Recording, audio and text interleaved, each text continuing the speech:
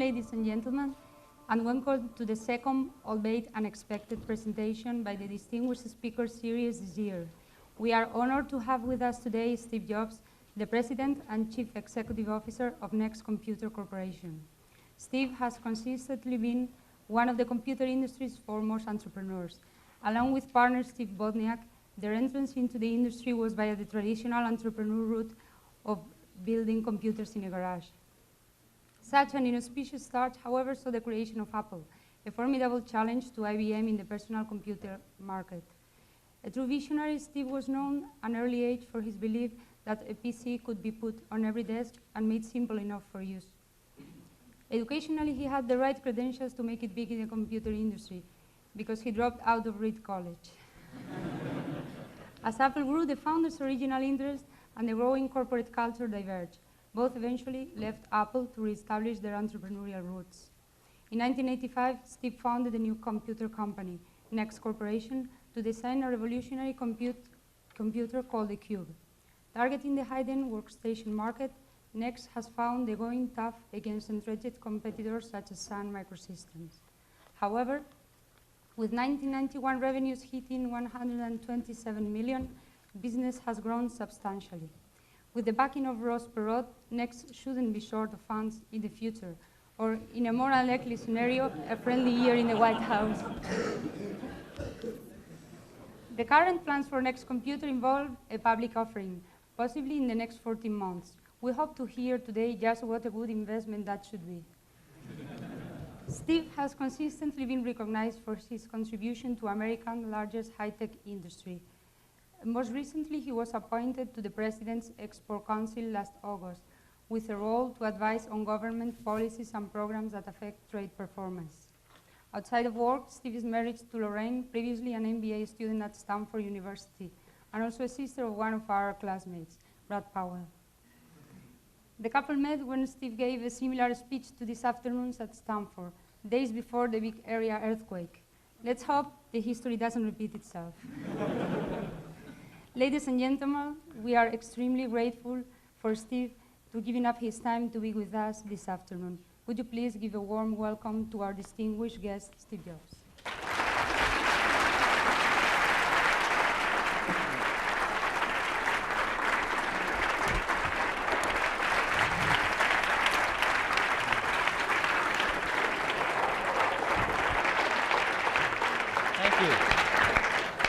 Hi.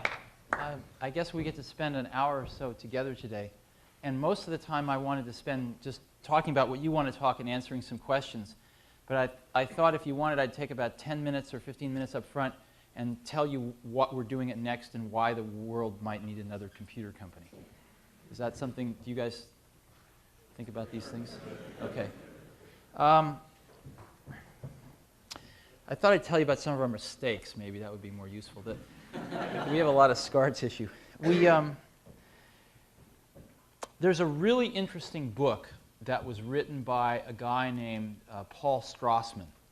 And Paul has one of the more interesting jobs on the planet. He's this chief information officer, CIO of a very large organization called the Pentagon. And they really understand software there. I had a conversation with him not too long ago, and he said the lesson from the Gulf War was that the best software will win the war. And so they're trying to do a lot of work in the software area. And, he wrote a book, though, before he got this job called The Business Value of Computers. And it's rather thick, and it's not good bedtime reading, but you can plow through it, and there's some incredible stuff in it. And he asked two questions in particular. One was he surveyed a bunch of companies from not very successful all the way up through really successful. And there's somebody taking notes here. And he asked how much they spent on information technology as a percentage of revenues. And he got a very counterintuitive answer, right? You'd think that either the really successful companies would either spend more or less than the not successful companies, depending on your theory. But it was exactly the same. They all spent about 2% of revenues on information technology. And he found this curious, and so he asked another question. How do they spend their money? And he found out that the really successful ones, or actually let's start with the not so successful ones, as we success increases and dollars increase, he found out that the not-so-successful ones spent the majority of their money on management productivity, and the more successful ones spent the majority of their money on operational productivity applications, right? Now, this was not very pleasant for me to read because I spent the first 10 years of my life on management productivity, which was PCs, right? PCs and Macs never attacked operational productivity.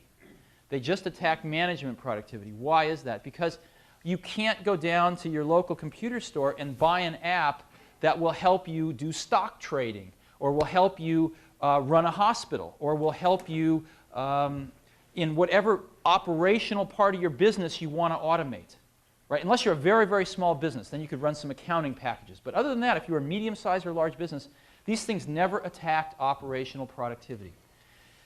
So we zoom out and we say, how have people attacked operational productivity with information technology? Well, in the 60s, they bought a mainframe and they got some terminals and a bunch of COBOL programmers and they wrote a few apps.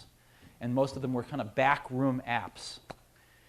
And it sort of worked for the very few that could afford to do this. In the 70s, they got a mainframe and some terminals, and they did the same thing. And a few of them got a few mini computers and terminals and tried to do it a little cheaper. In the 80s, nothing changed. Mainframe and terminals, minis and terminals, until maybe about 2 or 3 years ago.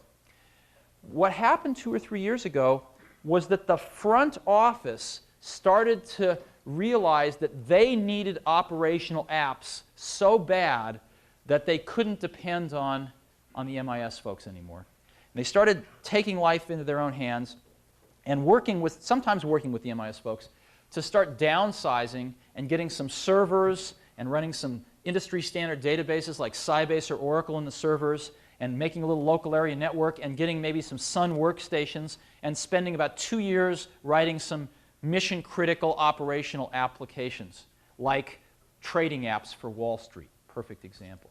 And it kind of worked. And the reason that they needed to do this was because more and more they were discovering that things like new products required a custom operational application. An example, if you're in financial services and you come up with a new product, it's only 3 things. It's an idea, it's a sales force, and it's a custom app to bang on databases to make the product real, to do the mortgage swaps or whatever it is you want to do. Without the app, you don't have a product. And so there's been an increasing buildup of demand from the front parts of corporations to create more and more and more of these operational applications.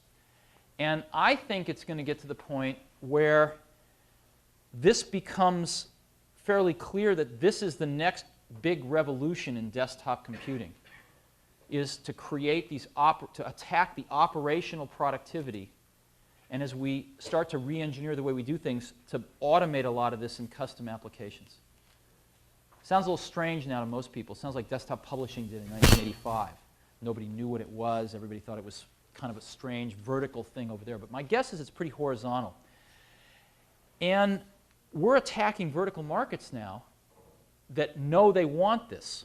And it's going extremely well. Sun is the only company that's really had any success at this. And we're knocking them out of the box because we came up with this software called Next Step, which lets you build apps 5 to 10 times faster than anything anyone's ever seen. And after you build them, they're deployable and usable by mere mortals because it's really easy to use, this computer.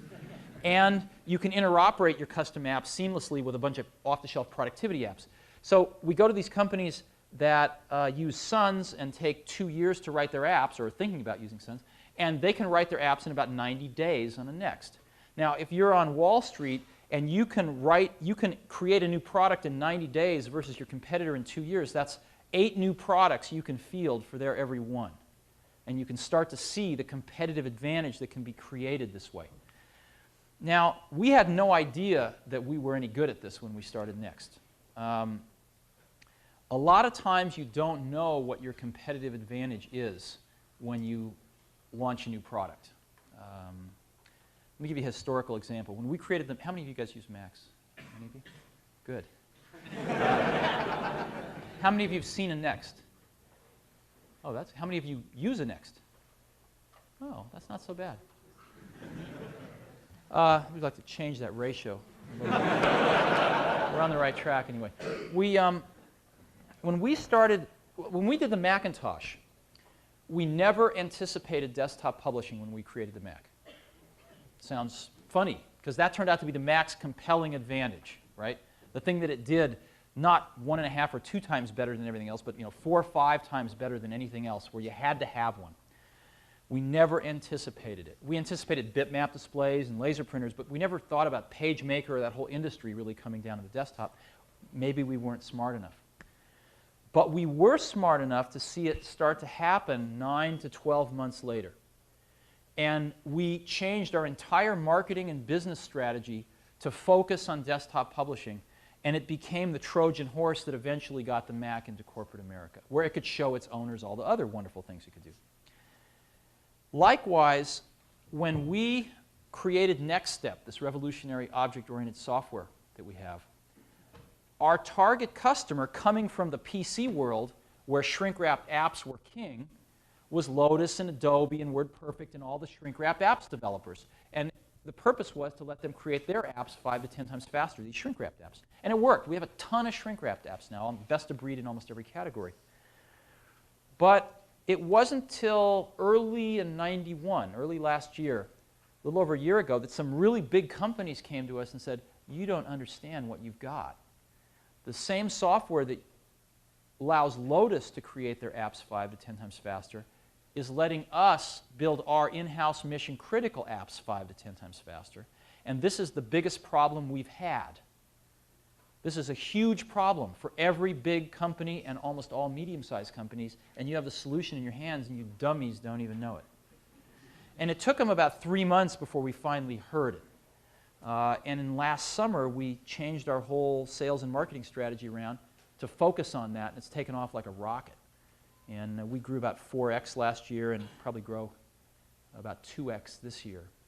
And our customer list is now very, very strong and growing like crazy. We just got back from spending a few days in DC and in New York, and we're talking to customers we only dreamed of talking to a year ago. So that's what we do.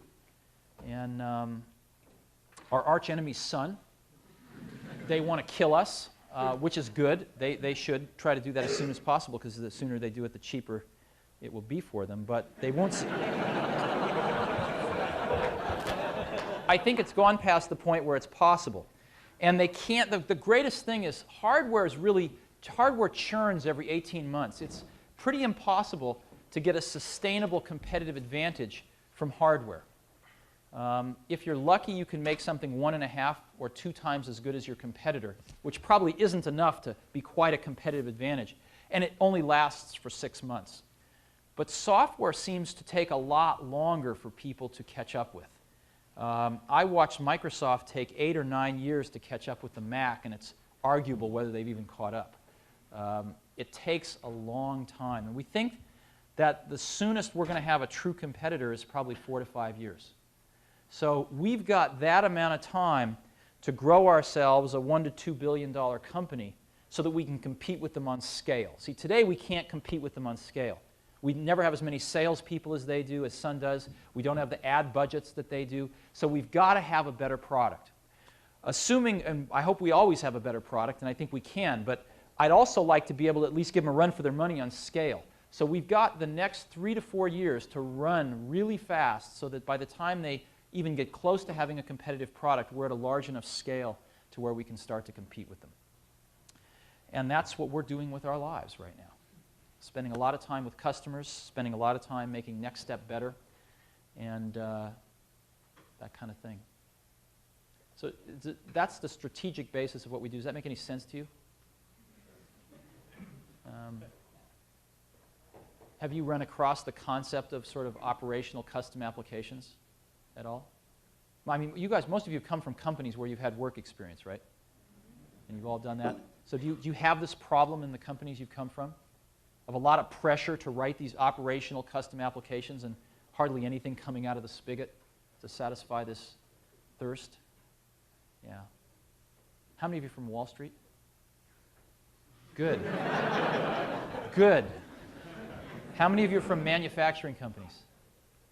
Oh, excellent. Where are the rest of you from?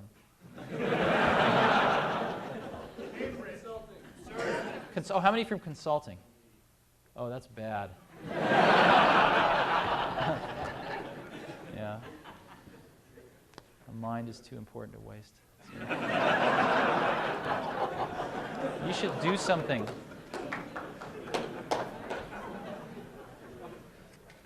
Wait, why is that bad if a consultant can come into a company and use your system and basically build their applications in ridiculously short amounts of time and show them a working product?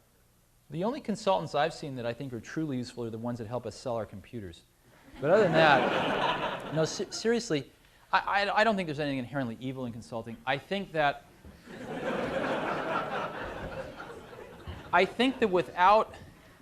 without owning something over an extended period of time, like a few years, where one has a chance to take responsibility for one's recommendations, where one has to see one's recommendations through all action stages and accumulate scar tissue for the mistakes and pick oneself up off the ground and dust oneself off, one learns a fraction of what one can. You're coming in and making recommendations and not owning the results, not owning the implementation, I think is a fraction of the value and a fraction of the opportunity to learn and get better. And so what you do get a broad cut at companies, but it's very thin. It's like a picture of I could use, I'm a vegetarian so I won't use steak, but it's like a picture of a banana. You might get a very accurate picture, but it's only two-dimensional. And without the experience of actually doing it, you never get three-dimensional. So you might have a lot of pictures on your walls. You can show it off to your friends. You can say, look, I've worked in bananas, I've worked in peaches, I've worked in grapes, but you never really taste it. And I think that's what I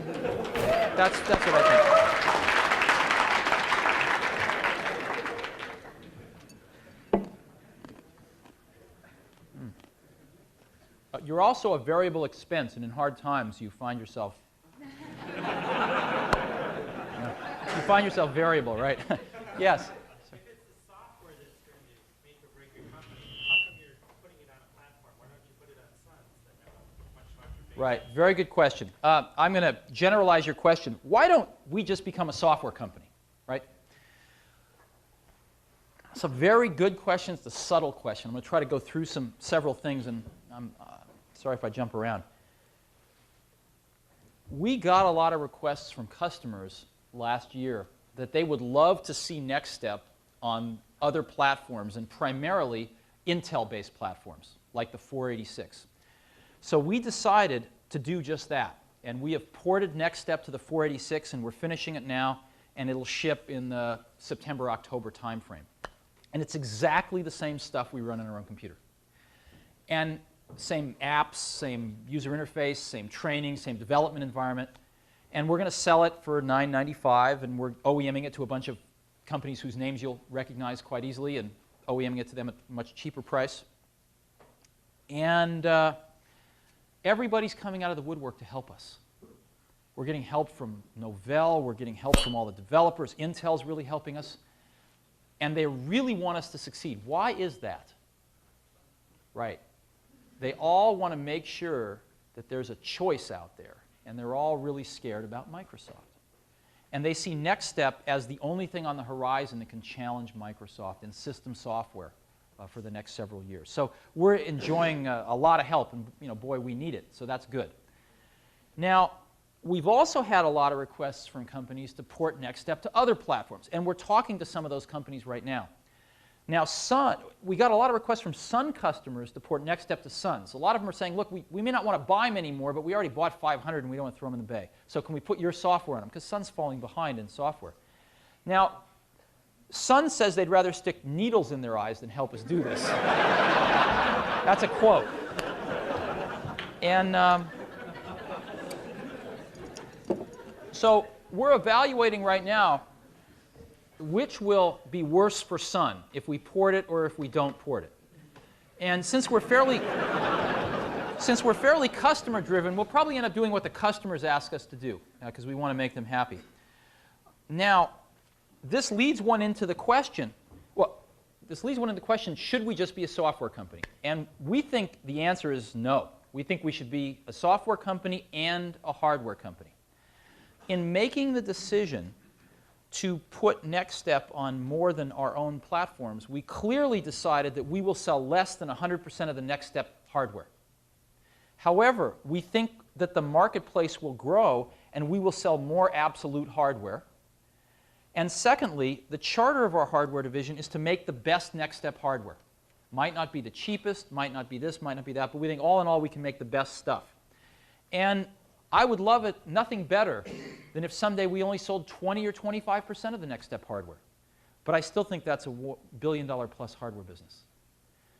And I'll get into one other hardware-related reason in a minute.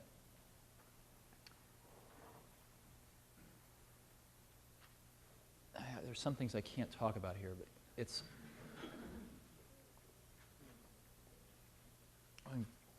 In addition to that, if you look at how we sell our computers right now, we have a sales force in the US of about 130 professionals in the field out selling Next computers. They spend 90% of their time selling NextStep software and then 10% of their time selling the hardware. In other words, if they can get the customer to buy into NextStep, then they're going to sell the hardware, because right now we have the only hardware it runs on. So they are out there selling NextStep right now. And this is what is required to launch a new innovative product. The current distribution channels for the computer industry over the last several years have lost their ability to create demand. They can fulfill demand, but they can't create it. If a new product comes out, you're lucky if you can find somebody at the computer store that even knows how to demo it, right? So the more innovative the product is, the more revolutionary it is, and not just an incremental improvement, the more you're stuck, because the existing channel's only fulfilling demand. Matter of fact, it's getting so bad that it's getting wiped out, because there are more efficient channels to fulfill demand, like the telephone and Federal Express. So we're seeing that the channel become condensed on its way to, I think, just telebusiness. So how does one bring innovation to the marketplace? We believe the only way we know how to do it right now is with a direct sales force out there in front of customers, showing them the products in the environment of their own problems and discussing how those problems can be mated with these solutions. A software-only company could never afford to field a direct sales force. With average selling prices of $500 a software package, you could never afford 130 professionals in the field. With an average selling price of $5,000, you can. And that's why I don't think we're going to see any more system software companies succeed. I don't think it's possible to fund the effort to educate the market about a revolutionary product with ASPs that low. And if it's not a revolutionary product, I don't think the company can succeed. So our strategy has been that we've got to be a hardware company in order to make our software business succeed. And we think we can do really well at both of them. I know that's a long answer, but it's a complex problem, too. Yeah. Yes? You mentioned about the software companies not having a revolutionary product in any kind of price. IBM and Apple have Taligent supposedly up and running. And your ads are pretty straightforward on how you feel about it. But I wondered if you could give us your true feelings of Taligent and also Kaleido. Sure. If you ask us who our competitors are, we'll say really three things. One is Sun's Solaris software, the other is Microsoft, and the third is Taligent. Let's take them in that order. Sun, for a while, had a software value added because they had the best Unix in the marketplace, but the market's moved way beyond that, and unfortunately Sun hasn't. So their software is falling further and further behind, and while we take them very seriously, we don't think Solaris is going to be much competition. It's not doesn't have an object in it, and it's pretty much what they have today. Microsoft is doing NT, which is their sort of second attempt at a Unix wannabe. And that's great, and I think it'll be better than the last one, which was OS/2. But fundamentally, it's just an operating system. It's better plumbing for Windows. It's a good way of thinking of it.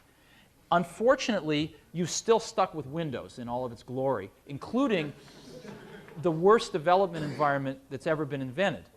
And so we don't think that this is really going to present a challenge to what we're going after, which are these mission-critical custom apps, because the development environment is horrendous. It's not object-oriented, and even with the better plumbing, we think it will be widely rejected for what we do.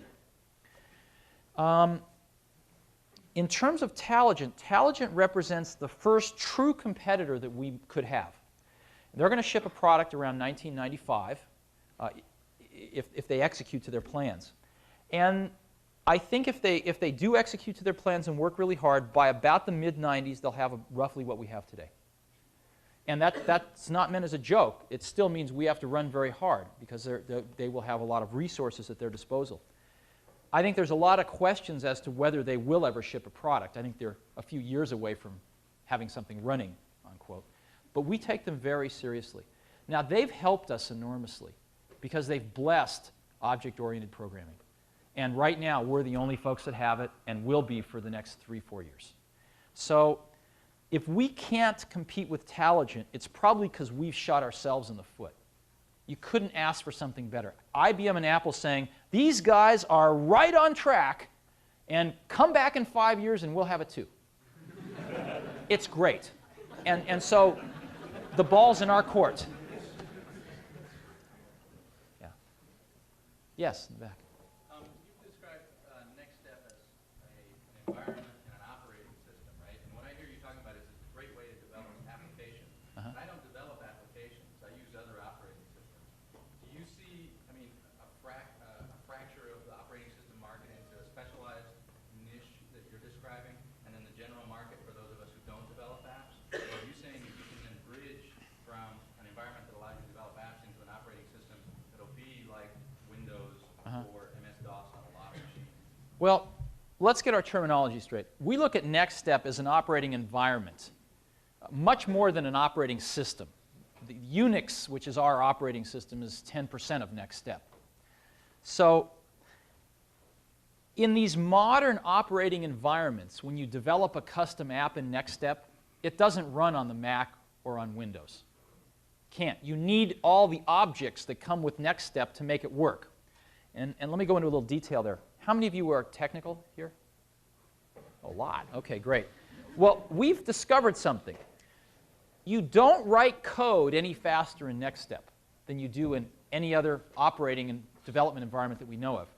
However, to do a particular app on average, you write about 20% of the code that you do in any other development environment we know of. About 20% of the code than in Sun or in anything else. So the code that's the fastest to write, the code that's the easiest to maintain, and the code that never breaks is the code you don't write. So that's our strategy. Write a lot less code.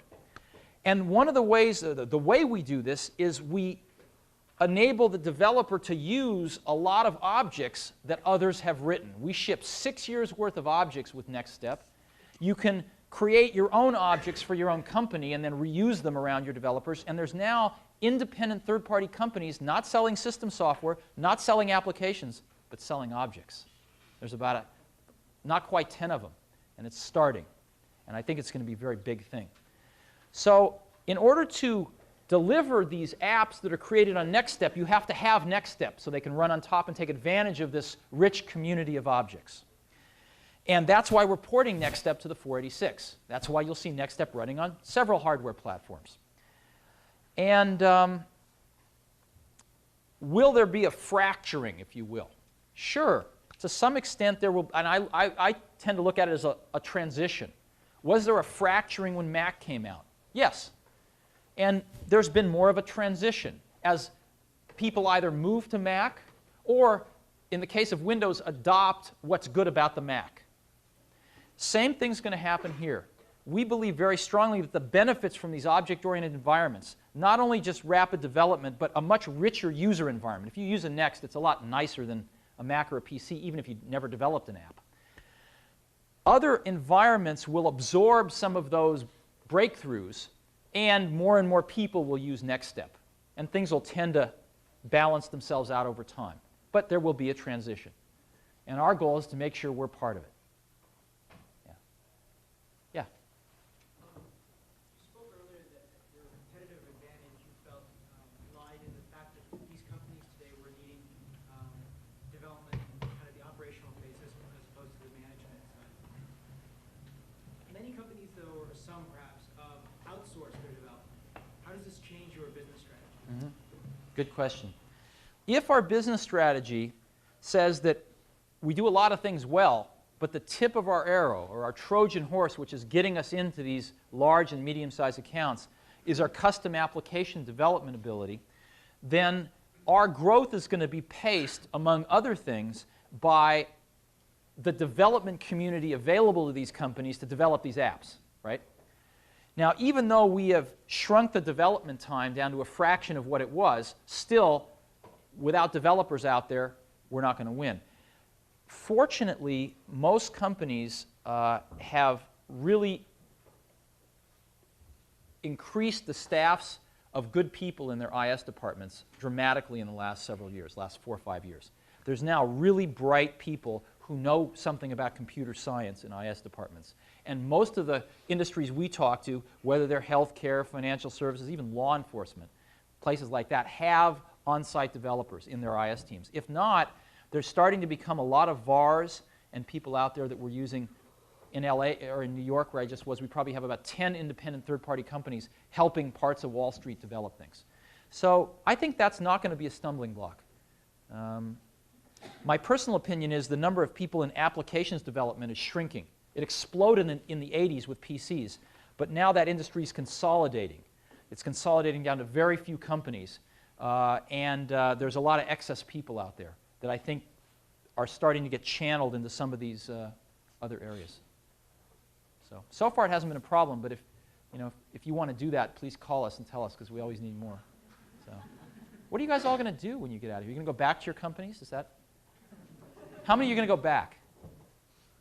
How many aren't going to go back? What are you going to do?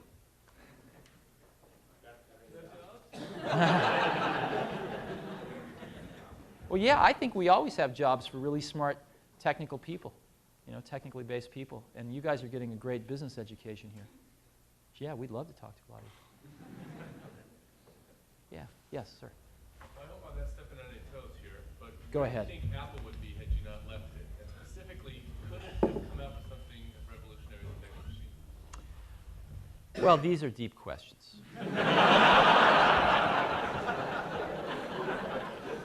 I tell you, I've obviously thought about this a lot, and I don't want to get into it too much, but I will say that I think everybody lost. I think I lost. I wanted to spend my life there. I think Apple lost. I think customers lost. And having said all that, so what? You go on. It's not as bad as a lot of things. It's not as bad as, losing your arm. Right? So people go on, and companies go on. And I think Apple, I'm very happy every time Apple ships a Mac. Makes me very, very happy. I think the PowerBooks are decent products. I like them. But Apple has been struggling the last few years. They've been having a real struggle with who they want to be. And this is nothing new. We always had that. That was part of what kept Apple alive, I think. And there were two camps within Apple. Camp 1 wanted to be the next serious computer company, and Camp 2 wanted to sort of be the Sony of computers. And that struggling, I think, was somewhat tearing Apple apart. And fortunately, the Sony guys have won. They've kind of decided to go be the Sony of computers. And so the PowerBooks are pretty good, but the Quadras, suck wind right now, the high-end stuff. And they're abdicating. They're basically not putting a lot of resources onto the power users on desktops. And they've put most of their best people now on the portables and on consumer products that they're going to be coming out with. And I think they'll do very well at that. Now, there's a problem in there in that if you look at the consumer products that sell over 1 million a year, you can count them on a few hands, right? It turns out there's not, I mean, consumer electronics products, not like toothbrushes, but electronics products. And so let's assume they have one of those, right, or two of those. Let's say they have a product that sells $2 million a year and at a $500 ASP to them, so it sells to the consumer at, $7.95 or something like that. That's what, $1 billion, right? $2 million a year, $500 a piece. It's $1 billion. They still have to get the other $7 billion of revenue somewhere. So it's going to be an interesting transition as the ASPs get lower. The volumes have to get much, much higher, and you run into some scale issues when you look out at the consumer electronics industry. Not that it's not possible, and I think it's going to be really interesting to watch. And we also see a lot of that's not quite that clarity of movement, but some movement in the Windows and PC world, again, towards taking what they have now and making it portable, but not giving the top third of the market more power. System 7 on the Mac was supposed to be the second coming, and it wasn't. It turned out to be, an incremental improvement. OS 2 was supposed to take us into new dimensions, and it turned out to be a complete failure. And they're going to throw another $100 million after it just to make sure you all know about it. And so there's a third of those desktops out there that the users and the people that want to deploy more sophisticated apps they're in the desert wanting something to drink. And I think there's a tremendous opportunity to give them some solutions. Now, that doesn't mean that Apple's not going to be successful. It just means they're going to go off in another direction. Who knows what would have happened, had all this not happened.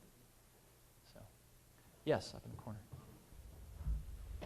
You've talked a lot about Next products. I wonder if you could talk about the management at Next, and if you see it changing at all as you hope go from a $120 million company to a $1 billion company. Sure. Yeah, we've done a lot in the last year. The most significant things we did were, one, we hired this guy right here, Mike Slade, is our VP of Marketing. He spent, you can stand up.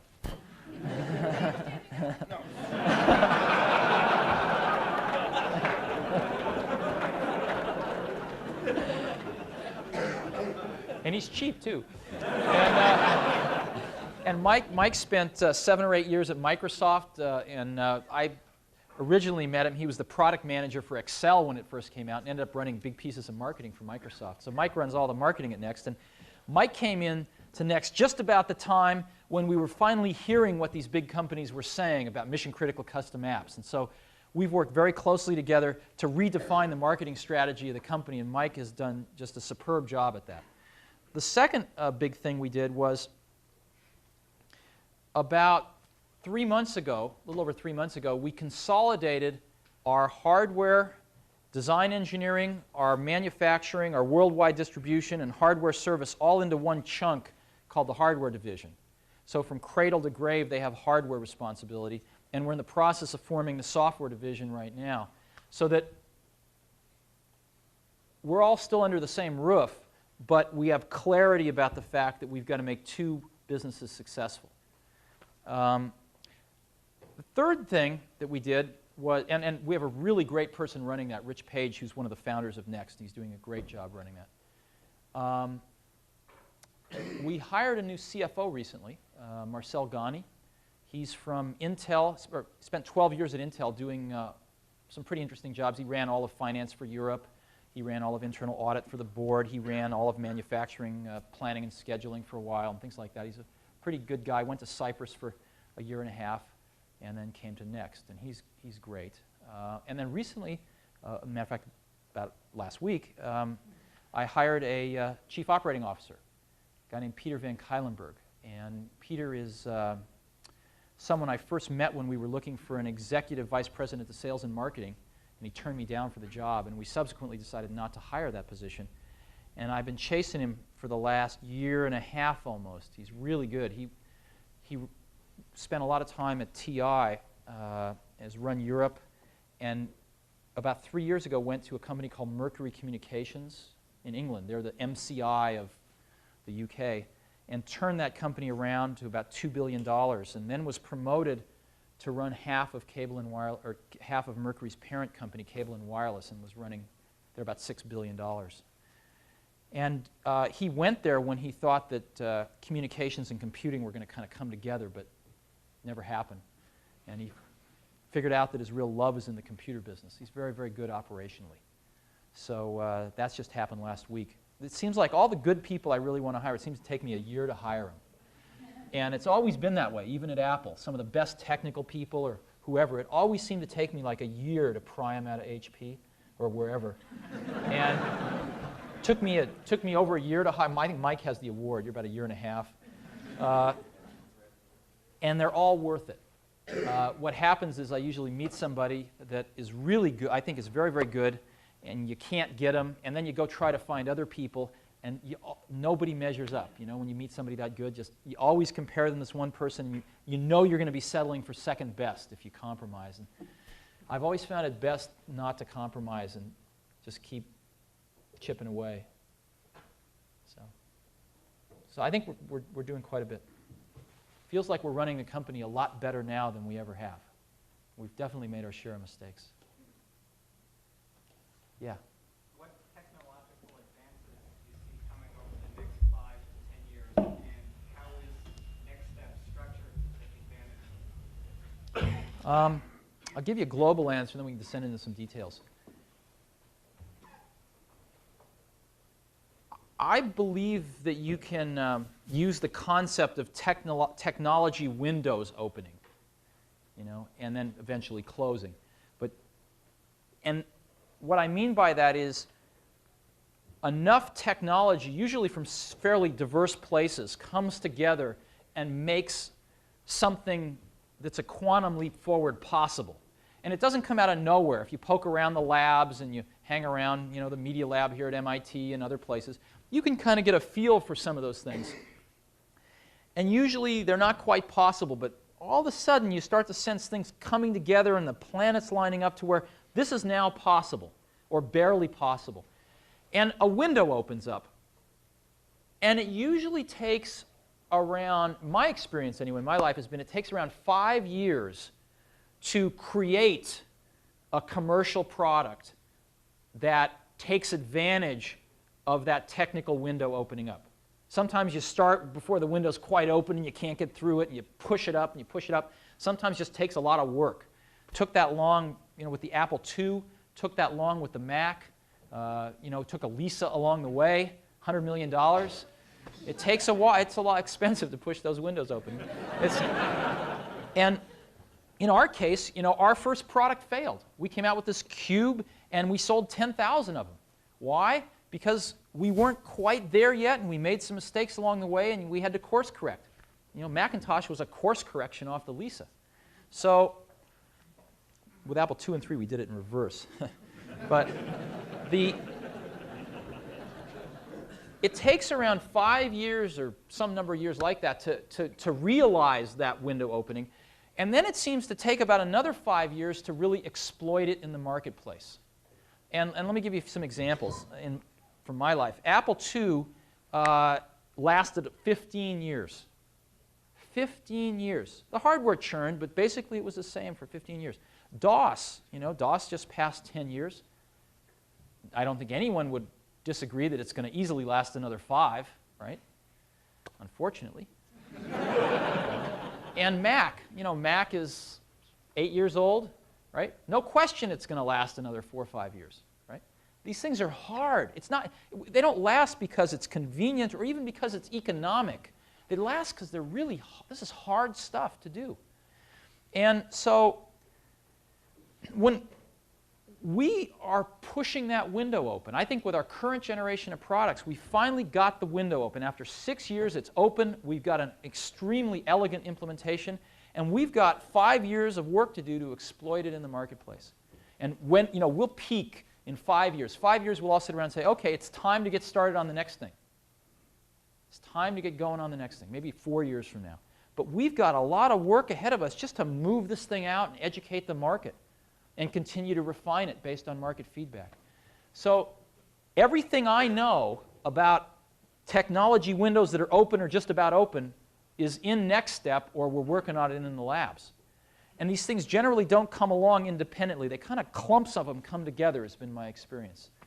So the things that aren't in there right now that I can talk about, there's some video stuff that's really interesting that's going to be integrated in. There's some security stuff that's really fascinating that's integrating in. But most of the core technology is in there. Products are getting smaller and portable. Products are getting much, much faster. But these things are well known.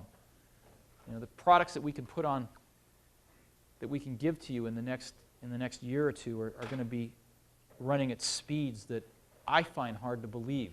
And I've been doing this for a while. So I think the window's open, and I think object-oriented technology is the biggest technical breakthrough I have seen since the early 80s with graphical user interfaces. And I think it's bigger, actually. It will prove to be bigger over time. Yes? I have a question. If the value of the diagrams from things like operational applications, and Next Step is a tool to help you build those, where do you draw the line in capturing the most value between actually developing applications, something like Word or Excel, and becoming a tool builder to support those people who may capture a little bit more of the value? Where do you want to draw the line there? If you're a software company? If you're a software company. Well, Microsoft's made it easy. Repeat the question. Yeah, oh, sorry. The question is, if you're a software company, should you develop apps or should you develop objects and tools? And see, the software industry with Microsoft and Lotus and WordPerfect's made it real easy. Unless you've got $20 or $30 million burning a hole in your pocket, so you can go out and hire a few hundred people to develop what it takes to develop one of these polished, shrink-wrapped apps on Mac or on Windows, then you don't have much of a choice. There's not a real opportunity there. Assuming you had the best spreadsheet today, you could easily spend $50 million marketing it before you'd be breaking even, selling it, because of just how expensive it is to market a product today. But that's only for existing spreadsheets. If you're trying to Right. develop a next level generation of a different type of product. Well, assume that you have a breakthrough spreadsheet. Again, on mainstream platforms, it'll take you $50 million to just rise above the noise level and market it. So what the brightest people I know of today are doing is they're writing objects. They're writing hunks of things that other developers are going to use to build apps. And they're going where everybody isn't. And that's, I think, going to be the next new thing. Yeah?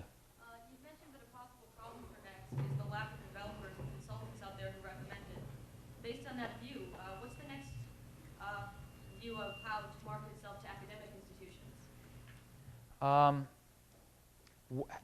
I think your question is, what is our philosophy on marketing our products to higher education? Well, we started off selling only to higher education, which arguably was a mistake. But we've done really well there, and our hearts are there. And we sold a lot of Macintoshes there, too, when we were at Apple. And I think it's a no-brainer. I think you take your products, you discount them as heavily as you can, you sell them into higher education. Higher education is a wonderful place to give you great feedback about how to make your products better and what's wrong with them. And it's a great place to educate bright people that you can hire and that your customers can hire when they graduate. So we do exactly that. We have, I think we're sold on about 350 campuses in the United States. We are clearly the #1 selling workstation across the US, and we're the #2 selling computer of any type at campuses like here, MIT, or Stanford, right behind the Macintosh. We sell more computers at MIT than PCs through the institutional resale engines.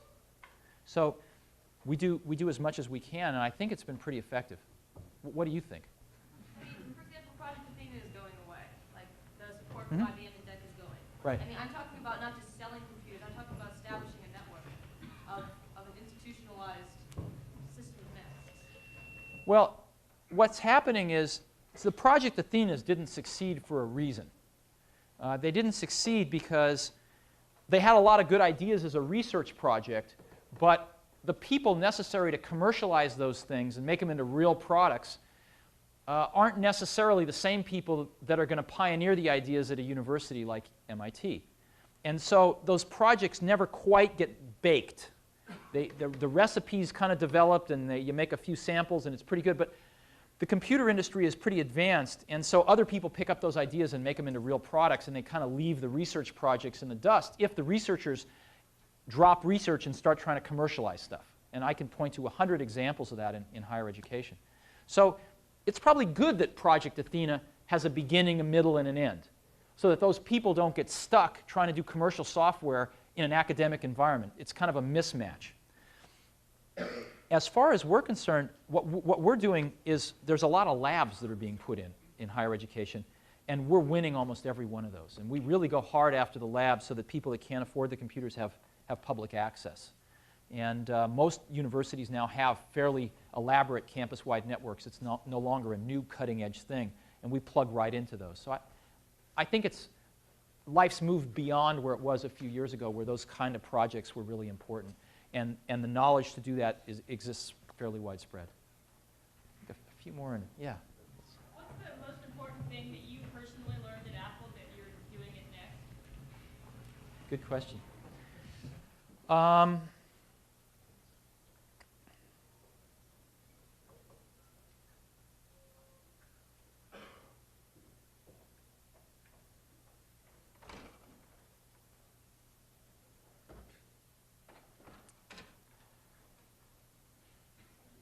I'm not sure I learned this when I was at Apple, but I learned it based on the data when I was at Apple. And that is, I now take a longer-term view on people. In other words, when I see something not being done right, my first reaction isn't to go fix it. It's to say, we're building a team here, and we're going to do great stuff for the next decade, not just the next year. And so what do I need to do to help so that the person that's screwing up learns versus how do I fix the problem?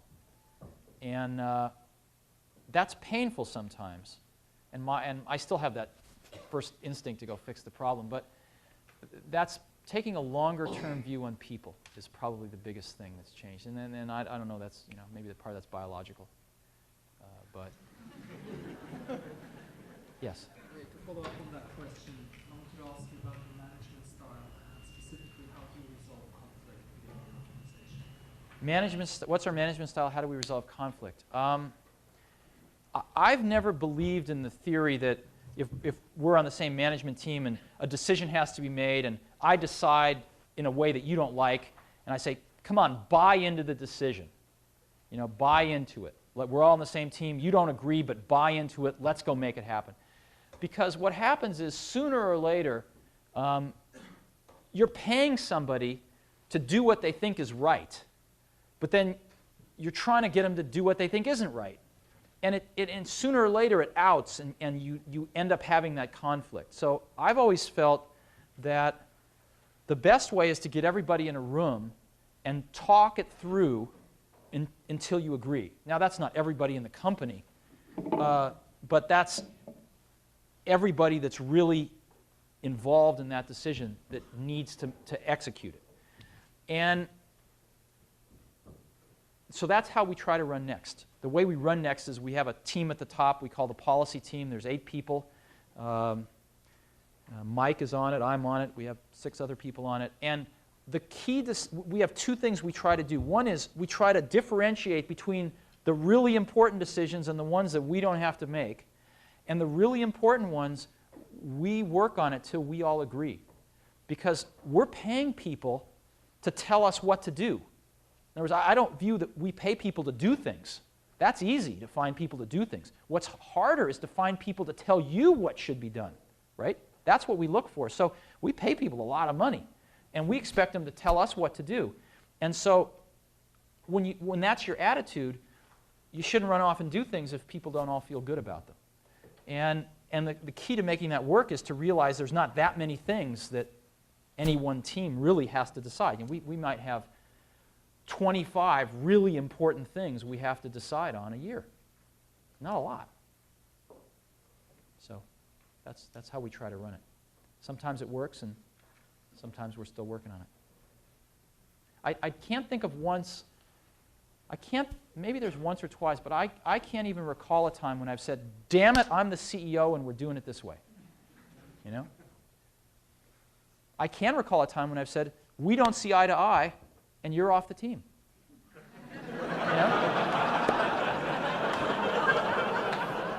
I've had to say that once or twice over a prolonged period of time when a person has not wanted to go in the same direction we've wanted to go in as a team. It's my job every once in a while to say, hey, you want to go this way? We want to go this way. It's not working. So, but when people are on the team, then we work it out. Yeah? You've kind of chosen this direction, this niche towards the premium product, versus you've discussed Macintosh going into portability and a lot of this portability issue. Do you think portability is exclusive? Can you do that and still do some of the market-driven type stuff as well? I want to come back to your premium product characterization, because our products actually cost close to half of what Sun's do. And the reason they do is we have the most automated factory in the industry. And we have a great VLSI design group which designs stuff in a lot less parts. Do you guys, manufacturing, do you care about that? Yes. Yes. We should talk about that in a minute. The industry is bifurcating right now. And what's happening is that the Macs and the PCs as you know them today are all going to be just like this. Hold up your PowerBook. All going to be just like this, only lighter and smaller before very long. And they're taking the technology we have today, not particularly changing it, and getting it off the desktop in portable forms. And they're giving up a few things for that, but nothing terribly profound. However, we're getting all sorts of signals from certain parts of the markets that they want things that are the enemy of that. Right? Well, what are they? Well, speed. Speed is the enemy of portability because speed takes power. Right? So the kind of speed that our customers want, it would run for 3.5 minutes on batteries. And that's useless. The second thing they want is they want a lot more storage on their disk drives and a lot more memory. Again, the enemy of portability for power and size reasons. Another thing they want is really high-speed networking. Right? The radio LANs on these things, at best, are going to go 19.2 kilobits per second. Our customers want 100 megabits per second and higher. You're not going to do that with a radio LAN anytime in the next 5 years. Another thing our customers want is our mix has shifted to like 80% color, and they want true color to do photographs. There is no flat panel color display today that will do photographic quality color. And they want big ones because once you have multitasking and you can run a bunch of things at once, you need a bigger window into this electronic world. When you're using your computer for 2 or 3 hours a day, you don't want to be looking through blinders this big. You want something bigger. So these are all the enemy of that today. And we're working on smaller products for sure, but it's really tough to get both.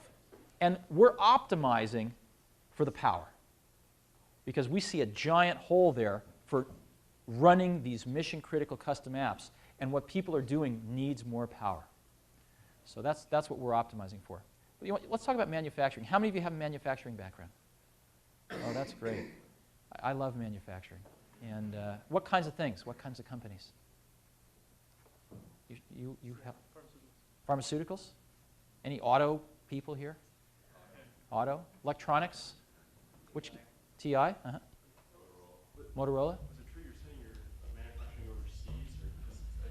overseas? I heard that rumor too. No, it couldn't be further from the truth. We love manufacturing at Next. And when I was at Apple, I had the good fortune to lead the effort to build the Mac factory. And we designed and built and operated that factory.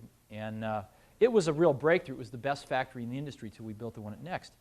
And we made a lot of mistakes, though. As an example, I remember walking through it. One of the things you learn when you start building factories is that warehouses are really bad. Right? Warehouses are bad because you tend to put things in them. And inventory is really bad. Inventory is really bad because if it's defective, you don't find out about it for a while, and you don't close the quality feedback loop with the vendor and correct the problem until they've made a zillion of them.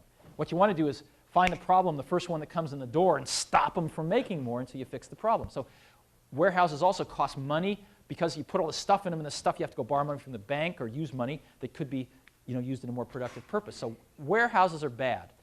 And you want to go to JIT. I'm sure you've studied this all and studied examples.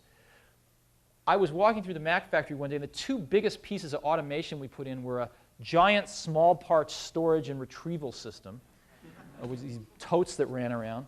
And the second one was this giant burn-in system at the end. And a few tens of millions of dollars worth of equipment. And I realized, unfortunately too late, that both of them are warehouses. They're just high-tech warehouses, right? And so when we looked at Next, we said, no warehouses of any kind. We have a true JIT factory. Stuff comes in and is delivered right to the point of use on the factory floor. There is no warehouse. Deliveries are made daily, sometimes more frequently than that.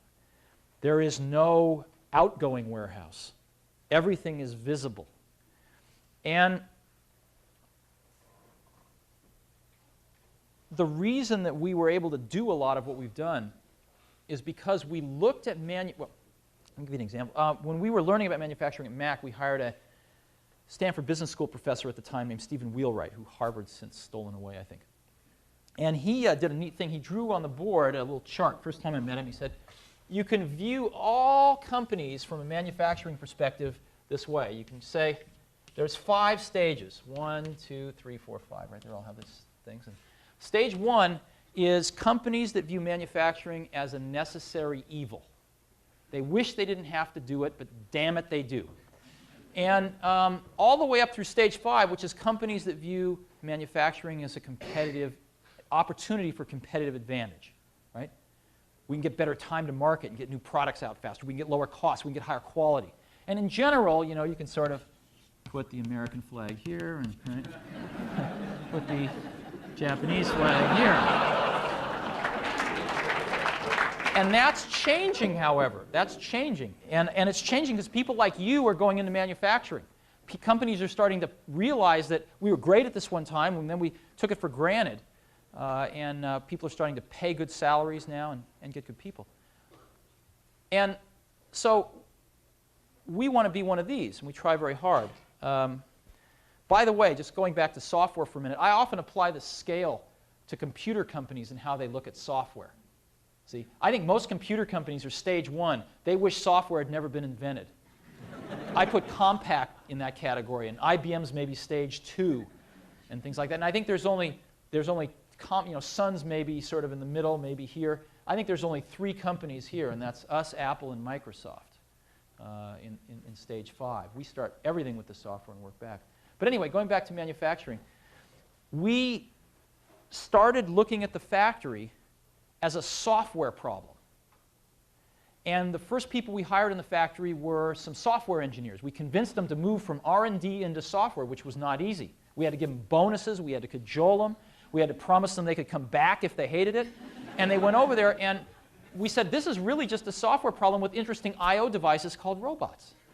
That's all it is. And so we started building the software first. And our first robots that we got, we spec'd them out, and we bought them completely turnkey with the robot arms on them and all the electronics and the software to control them.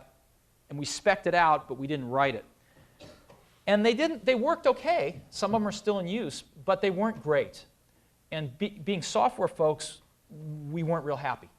They weren't elegant. We couldn't do what we wanted with the robots. We couldn't tie in a quality information system to them and all this other stuff we wanted. So the second generation, we spec'd out the hardware and had somebody build the hardware for us, but we wrote all the software on our own computers. We're object-oriented, so we started writing robot objects, quality objects, all sorts of objects to control this factory. And we found out our computer was great for it. And so our whole factory now runs on this object-oriented factory and quality system. The latest generation of robots, which we've deployed this year, we actually built the hardware. I've been to Japan maybe a lot of times, maybe 30, 40 times. And I love to tour factories over there. And they always amaze me because they built everything themselves. They weren't afraid of anything. They needed a robot. They'd try to buy one, but if they couldn't, they'd actually engineer it and build it. And you'd think this was really expensive. But we found out it's pretty cheap. It's actually cheaper than buying them. And so we've actually now designed and spec'd out our own robots. We don't mill the metal or anything. We get that all made. We put them all together. And we do the software top to bottom. And we have now some extraordinarily advanced robots in the factory. And our computers are built start to finish on the key components completely untouched by human hands. So we're pretty convinced we're the low-cost producer. We do it in Fremont, California, right under our nose. And we export them to Japan and all sorts of other places. And Canon is our partner in Japan, and they do very, very thorough quality audits. And we're now at the point where we're directly shipped to stock with them, and they say we're a very high-quality supplier. So how do your lines tie in with your research and development team? Because at one point I heard that they could actually change the line on their own computers. Yeah, they can. Well, we don't give everybody permission to do that, but yes, they can. Here's how it works. One of the things we do is we actually, when we want to build an engineering prototype, see, what happens in one of the key things that manufacturing can contribute to competitive advantage is time to market. Why is that? Because the way most things work is you design your product here, and after you're done, you throw it over the wall and you design your manufacturing process here, right? Sorting out a bunch of things that maybe weren't done right here, fixing them, changing them, and then completing the process design. What you want to do is do this and ship it right here while your competitors are still here. And that's what we've been able to do in many cases. What we do is we suck data out of our CAD systems in engineering. We zing them around over the local networks over a T1 to Fremont. The factory's about 15 minutes away. And in our own computers, we compute all of the robot placement programs, fully optimized path. We compute all the vision system programs. We check it against the bill of materials in the IS system. And we download it to the robots, and we're ready to build a board, lot size of 1, in between 2 production CPU boards on the line. Full surface mount with all of our automation technology. Now, the key is that manufacturing did that so well for engineering that we haven't built a prototype in engineering for 2 years. We haven't built a wire wrap or any other kind of prototype in engineering for 2 years. Everything has been built in the factory. Now, what does that mean? What that means is manufacturing gets involved from day one, right? Because the engineering guys call up manufacturing and go, hey, we want to build a prototype. We're going to need these special parts on the thing. Take a look at this. Tell us what you think. We'd like to do it tomorrow. Let us know if that's okay, blah, blah, blah. They get involved from day one. And what it also means is, so we get this parallelism. Secondly, a lot of times when you build prototypes, it's not quite the same technology as you're going to use in production. And so all the accumulated knowledge you get from building your prototypes, you throw away when you change technology to go into production. And you start over in that accumulation process. Because we don't change technology, we don't throw anything away, we don't waste time. And it's led to one of the healthiest relationships between an engineering and manufacturing group I've ever seen in my life. They're all working off the same databases. They're all working on the same processes. They're all working in a very disciplined process environment to where when any processes are changed, they all get together and review the proposals and all buy into it. And it's not that hard. The key to it all, though, was we didn't go out and hire a bunch of manufacturing people. We went out and hired engineers, and we convinced them that we were going to be different. We were going to pay them exactly the same. As a matter of fact, we paid them a little more at the beginning, but we pay them exactly the same as R&D. No different. There's migration both directions, not just from manufacturing into R&D, but both directions. And they're not second-class citizens. They have the same offices, they have the same test equipment, they have the same computers on their desks. And it took us a while to convince them that we were really serious. For about the first few years, we had more PhDs in manufacturing than we did design engineering, until design engineering stole a few of them away. So it's really paid off for us, and I think it's one of our real opportunities for competitive advantage. I think 1 or 2 more, and we've got to run, and probably you do too. Yes, up there, Ty. You have no warehouses? Is that true? You are doing true JIT? Yeah. How are you getting your products or your raw materials? How are we getting our raw materials? Yeah. You mean like what truck line brings them in, or what do you mean? Is it air? Is it truck? I mean, how are you getting everything like quickly? See, the key thing is that's not our problem. That's our supplier's problem. So we agree with our supplier when the stuff is going to arrive on our factory floor. And if they're together enough to ship it by truck, that's fine. If they have to ship it by air, that's too bad. If they want to have a warehouse next to ours because they're not good enough, well, then they have to do that. Now, we're not giant, so we can't go command people to do things. But what's happened is we have a fairly narrow supply base. We don't have 3 billion suppliers.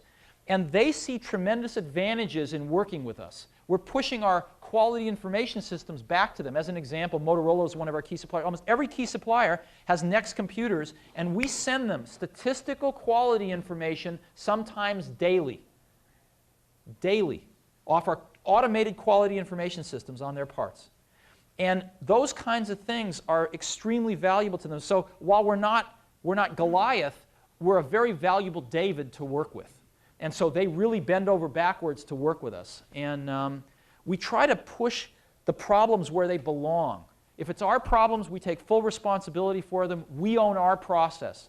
But it's their job to get us zero defect material on time per agreements. And our philosophy is our money doesn't break after we give it to them, so their parts shouldn't break after they give them to us.